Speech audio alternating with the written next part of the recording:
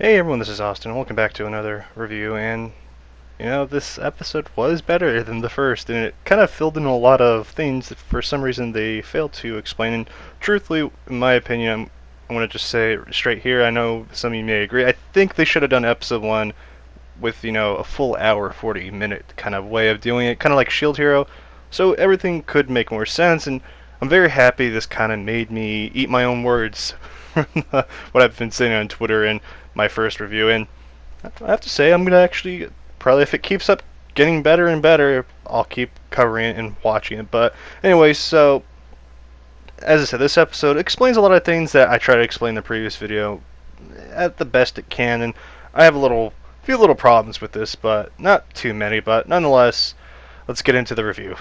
But anyway, so in the beginning, we kind of see Hajime eating, in the beginning, just kind of enjoying himself, and we hear him talk about how the bear won't let him level up any higher, and he's at a plateau. And, like any MMORPG or an RPG, there's a certain plateau that kind of gets hard to level up. I know, infamously, Battlefield 4.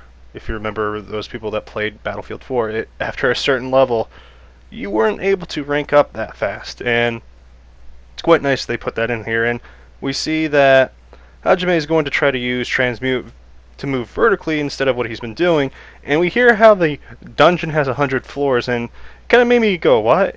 For a little bit. But we see that a lizard actually uses petrification on Hajime, and he kind of now has to fight through his way, and we just see him climbing up the entire dungeon and collecting information on the monsters that he slays, so he kind of can figure out how to defeat them in a sense. And he's not one of those characters that are just overpowered just for being overpowered. He's overpowered because he's gone through a lot. He's kind of been dragged through the mud in a sense, and that's kind of why I like him. And I mean, I know some of you may get upset. Look at Nofumi. Nofumi has been cast out to the back, and he has gotten stronger, and it shows that sometimes being put through the mud and dragged through the mud is a good thing to have a character that's well balanced in a sense. But Hajime, we just see him kind of, go through the motions and everything. I guess that's the best way I can put it in. Kind of get stronger as he goes and goes to the dungeon. But anyways, we go to the next part. We see everyone talking about the trap crystal that teleported people to the 65th floor, and there's a rumor now spreading around about Hajime dying. And it was like, what? And they basically, the heroes are not allowed to speak about it anymore. And we have flashbacks, and I'm tired of flashbacks. I'm gonna be honest. It's kind of annoying, but I'll save my entire opinion on that towards the end. And we kind of start learning about the Pope, and we get the whole introduction of how they got there and why they're there. And we basically learn about the world, about how there's three creatures of the world: humans, demons, and beastmen. And Shia, as you saw, the bunny rabbit in the beginning, is one of those beast people. But continuing on, we see more here about how humans and demons have been in this war for centuries, and recently the demons learned how to control monsters, which kind of put humanity at a huge disadvantage, and now they're on the brink of destruction. Which this all kind of sets up, the next part of the god of creation summoned heroes from another world with powers that could, save the human race, kind of in a sense. And pay attention to that part, to be honest. And it's kind of why Hajime and his classmates are there, and that's what I don't understand why it wasn't in the first episode and why it's in flashback. But far be it to me, I'm not the director. I seriously do not understand what the director's thinking with this, but hey, at least it's explained now. Some of you that are anime only understand what's going on instead of me having to explain to you, so I'm happy about that one. And continuing on, as I said, we finally meet the teacher, and as I said, quite a crucial character before that was missing, but all of a sudden is in here. Like what? She's completely against the students fighting, and we kind of just see this rally up, and we see Hajime, the guy that kind of looks like he's guilty of pushing Hajime. And as I said, I'm only a manga only. I know some of you light novel readers probably already know the truth. Please do not spoil it for me or the other people. I have to say this so I don't have to hear it, kind of thing. But if you do want to say it, just put spoiler alert, light novel, whatever, and just space it a lot so people can see at their own discretion. But we kind of see him squirming around, and as I said, we just have this kind of, how I put it, cut to, his friends, classmates, and I'm really hoping the series does not do that often, because from my experience with the manga, I know this is based on the light novel, we don't see his classmates for a good while, and seeing this, I'm going to say that for the end, actually, sorry, but we kind of just have this, I completely forgot her name, Kaori's friend, and I'm pretty sure someone will remind me, but kind of practicing just remembering everything. This is how we're getting this information, and right here with this photo, I actually want to talk about how they did the right call by kind of knocking Kaori out, because she really does like, Hajime. She cares for Hajime, and that's kind of what builds up this entire situation. And, all of a sudden, the girl starts to think, oh, maybe, did he, Hamaya kind of do this because out of jealousy, and, we hear about how they always were in fights, those two, and kind of starts to build up and make more sense, but Kaori wakes up and finds out Hajime. Now, the thing that confused me now was the how Hajime says that he feels that he's fallen at least about 50 floors, which would make him where he landed 115. So floor 115, I was just like, oh, okay, just gonna ignore that and continue on. But Hajime is set on going back to home and everything. We kind of have this talk. Then he's set on going to this door, which he calls Pandora's box, which is the name of the episode, which I thought was kind of cool that they tied that in. But anyways, continue on. He basically kind of proclaims that if anyone gets in his way between going home, he will end them.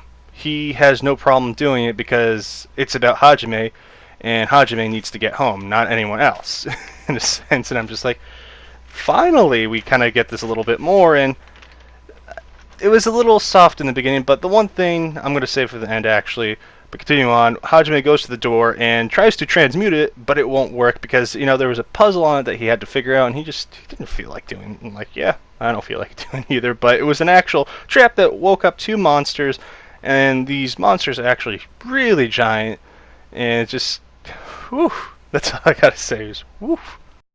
He obviously, finishes one right away, and this is where I'm going to talk about a little bit the CG. It's improved quite a lot compared to the first episode, and which is a good thing.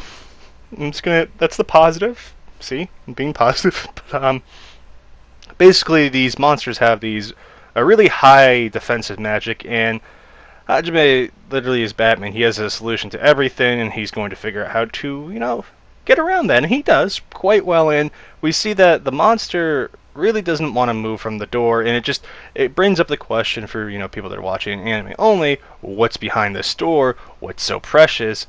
And I think that was well done. Honestly, I think the director on that part did good, and I'm gonna give him props on that.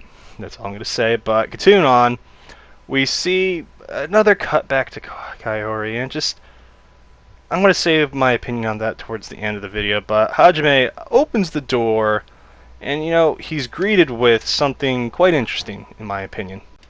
A weird cube, yellow cube, and it starts to kind of do stuff. And interesting thing enough, we see a young, lolly, and we're like, oh, well, who's this? Well, don't you worry, they actually explained it for you towards the end, obviously. But Hajime finds this little girl, as I said right here. Her name is Yu, locked in this cube and kind of sealed away, and he goes the other way because she starts asking for help, and he obviously goes, for someone that's sealed, that isn't a good thing, so I'm going to just, this is not my problem, I'm going the other way. And I love this part of Hajime, and it's very satisfying seeing this in the anime finally, and good job on that one, honestly. But love that little part. And she goes, oh no, I was betrayed and everything. And this is where it gets interesting. He kind of starts to go, oh, she was betrayed too, and kind of goes back to you.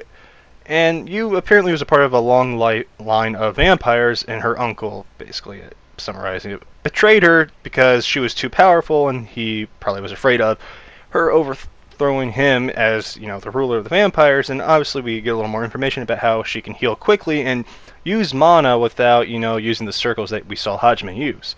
And it kind of makes her a very dangerous opponent to go against, to say the least, but we kind of just see, Hajime use Transmute to break her out of her cage, and Yu holds Hajime's hand because he's warm, and she actually asked Hajime to give her a name, which was, Yu, and it means moon in Japanese, from what Hajime says, but yeah.